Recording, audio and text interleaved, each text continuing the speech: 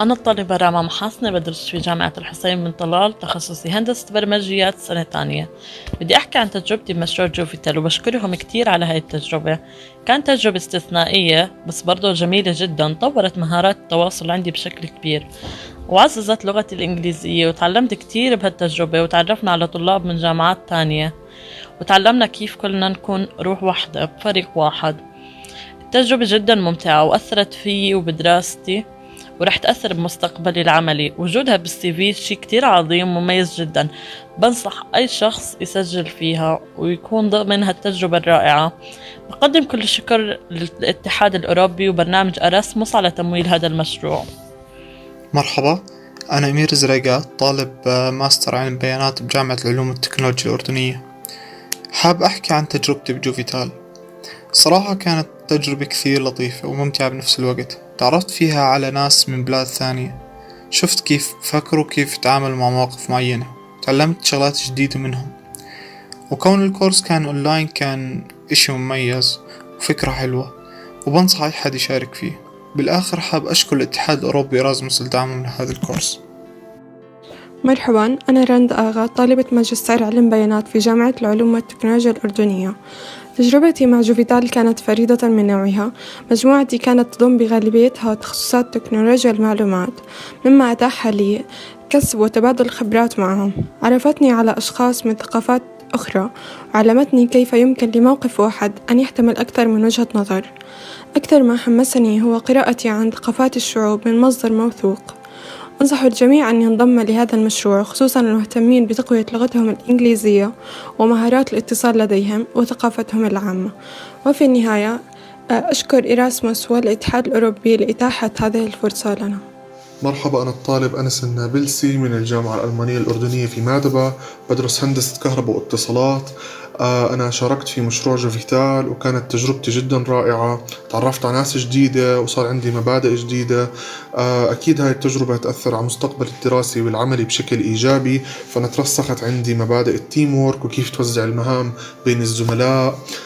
أكيد بنصح زملائي بالمشاركة مثل هاي المساقات لأنها بتنمي العقل وبصير عندك اكسبيرينس جديد.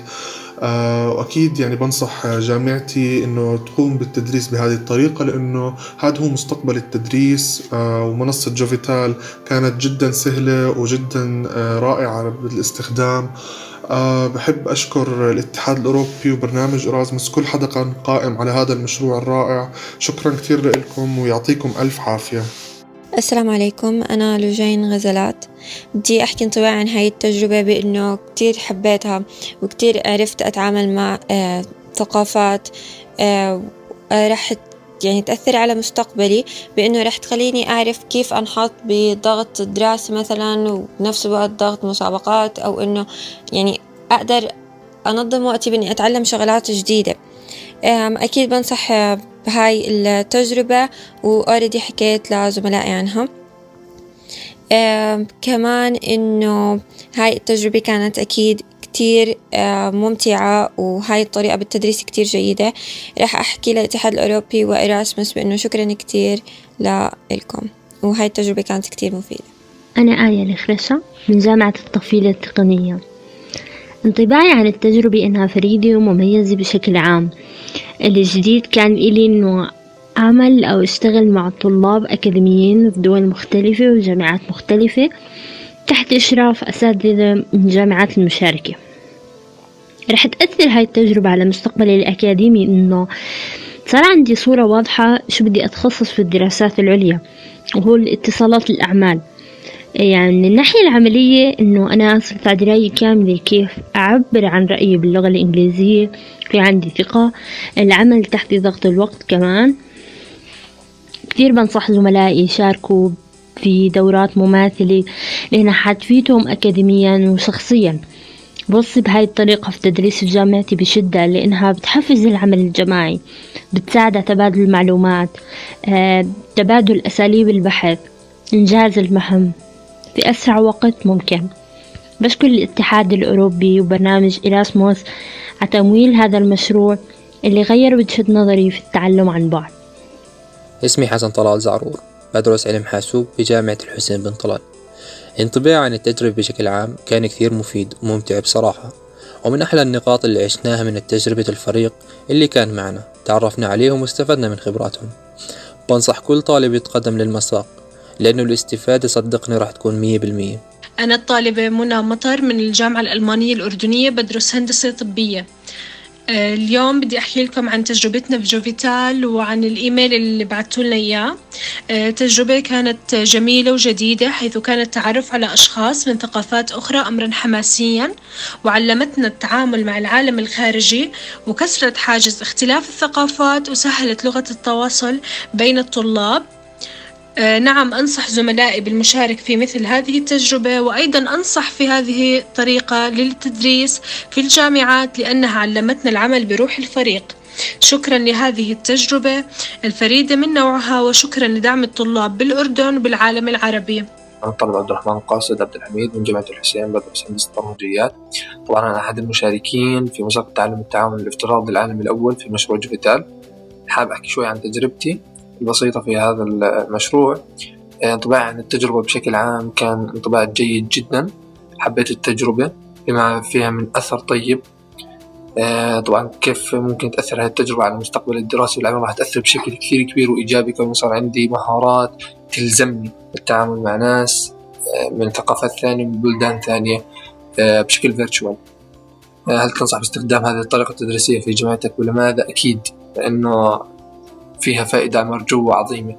ماذا تقول الاتحاد الأوروبي وبرنامج إراسموس الذين مولوا المشروع؟ بشكرهم جدا على هذا المشروع اللي مولوا لنا إياه، وبشكر كل شخص كان قائم على هذا المشروع وعمل على إنجاحه، وبتمنى التوفيق لإلي ولكل زملائي إن شاء الله.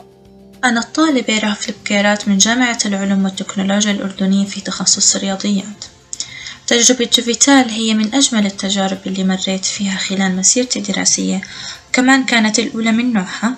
ضافت لي كتير من خبراتي وزادت من ثقتي بنفسي، ساعدتني بإني أكسر حاجز التكلم باللغة الإنجليزية.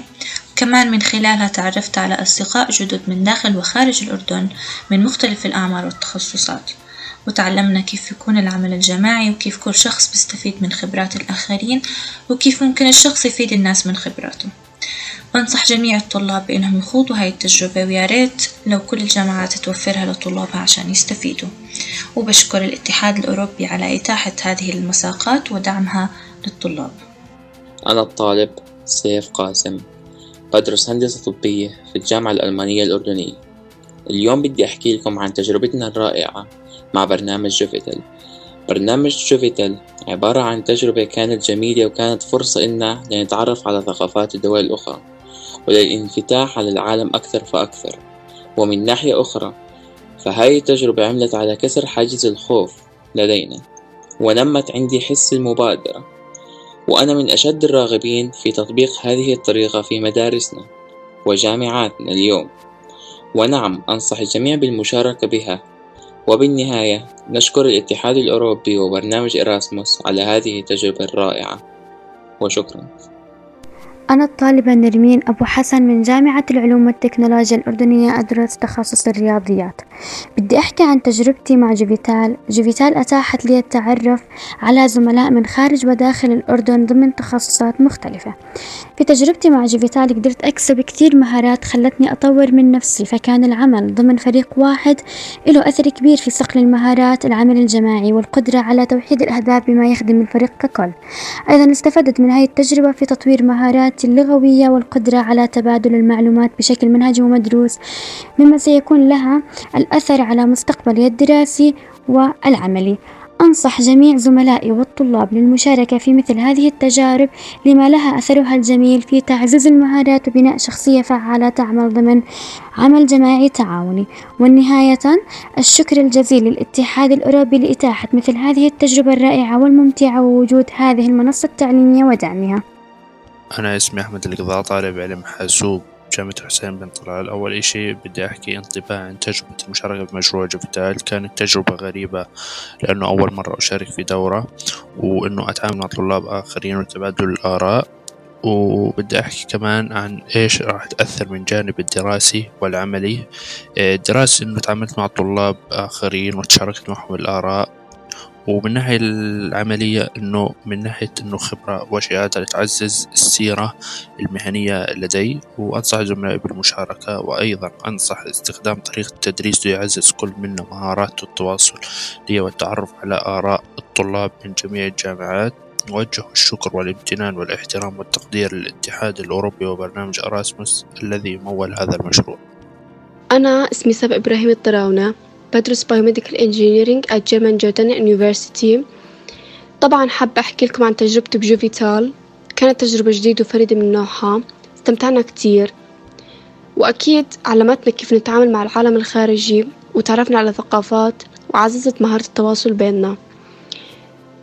تعلمت بجوفيتال العمل بروح الفريق، وبسبب هذا الإشي بنصح، وبسبب تجربتي فيها بنصح أصحابي وطلاب جامعتي بالمشاركة في مثل هاي المساقات اللي بتشبه جوفيتال. طبعا بحب أقدم الشكر على هاي التجربة الراقية والفريدة من نوعها، والشكر لدعم الطلاب بالأردن والوطن العربي. بحب أقدم هذا الشكر لشركة أراسموس والاتحاد الأوروبي. شكرا لكم. أنا عزام ردمان من جامعة العلوم والتكنولوجيا الأردنية. في الحقيقة كانت هذه تجربة فريدة من نوعها بالنسبة لي، واللي تعلمت فيها كثير من المهارات الجديدة اللي تتعلق بالحياة العملية وكيفية إقامة علاقات ذات طابع بناء في ظروف العمل اللي بيكون فيها تواجد لأفراد وناس من ثقافات وبيئات مختلفة. كمان هذه التجربة حيكون لها أثر إيجابي بالنسبة لمساري الأكاديمي، حيث أخطط لمواصلة دراساتي العليا في الخارج، وهناك حيكون في تواصل أكبر بناس ذوي ثقافات مختلفة. وبالنسبة لي شخصيا فأنا أشجع الطلاب أن يلتحقوا بمثل هذه الفعاليات والمؤتمرات مستقبلا، وذلك لأنها حتضيف لهم قيمة من ناحية الجانب المعرفي والسلوكي. وفي اعتقادي أنه الطريقة اللي قدم فيها هذا البرنامج ينبغي أنه تتبناه جامعاتنا المحلية، لأنه راح يسهل عملية التعليم والتواصل والتفاعل بين المشاركين في هذا المجال. وأخيرا أحب أقدم شكري للاتحاد الأوروبي ولإراسموس اللي قاموا بمثل هذه المبادرة، واللي أنا شخصيا استفدت منها كثيرا، وأتمنى أنهم يستمروا بتقديم مثل هذه الفعاليات مستقبلا.